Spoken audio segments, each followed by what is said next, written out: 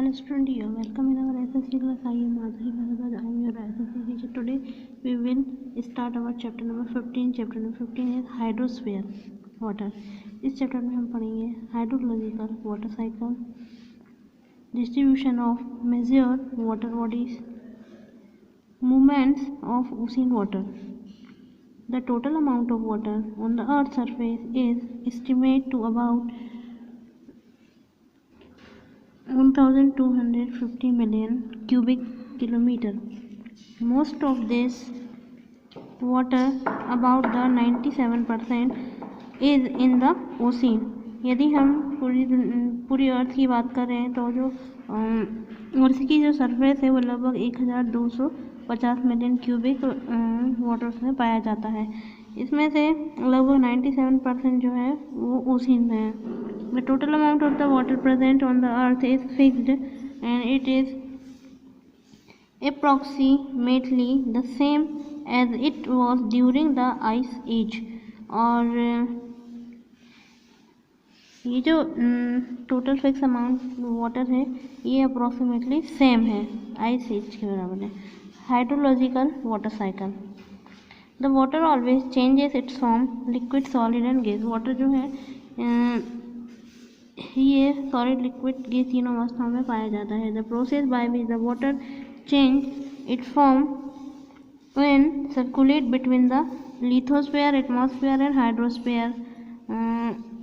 Water जो है अपने फॉर्म चेंज करता रहता है, सर्कुलेट होता है लिथोस्फीयर, एटमॉस्फेयर और हाइड्रोस्फीयर में।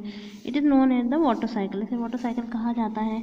और द हाइड्रोलॉजिकल साइकिल, और इसे हाइड्रोलॉजिकल साइकिल भी कहा जाता है। In the cycle, water moves from land and ocean to the atmosphere as a water vapor and return as a precipitation. यदि इस साइकिल में हम देखेंगे तो जो वाटर है वो लैंड और ओशियन में मूव करता है और वाटर वेपर के रूप में टर्न होता है, उसे प्रेसिपिटेशन कहा जाता है। Some of the water run off and land to the ocean, कुछ वाटर जो है वो लैंड पर ओशियन के फॉर्म में रहता है, बहता है। The process involved in the water cycle as a evaporation, process involve water cycle में होती है, इसे इवोपरेशन कहा जाता है। Condensation, precipitation and the run off. The cycle start with the evaporation, जो साइकिल स्टार्ट होती है इवोपरेशन से, from the land and the water bodies, land से और वाटर बॉडी से। When water changes from liquid to the vapour, जो water है वो लिक्विड से वेपर में चेंज होता है, एंटर द एटमॉस्फेयर, और एटमॉस्फेयर में एंटर करता है। It is believed that the evaporation is the greater over ocean than on the land. उन्हें ऐसा विश्वास किया जाता है कि जो इवोपरेशन है वो ओशियन से ग्रेटर है।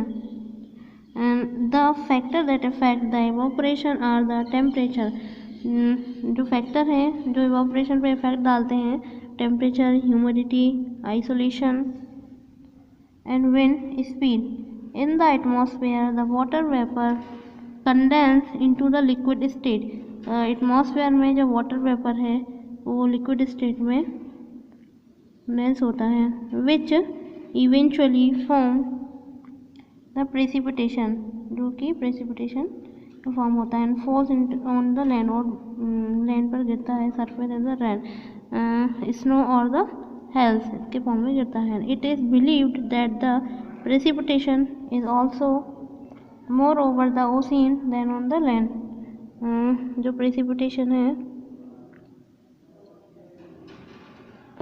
वो ज़्यादा होता है। On the land the precipitation is circulate the three ways, तीन भागों में प्रेसिपिटेशन होता है। It is turn in the atmosphere by the evaporation, some of sink into the soil rock layer and the rest of run off the land into the rivers and stream which carry to the sea और ocean. यदि हम land पर precipitation ये सब तीन different ways में circulate होता है।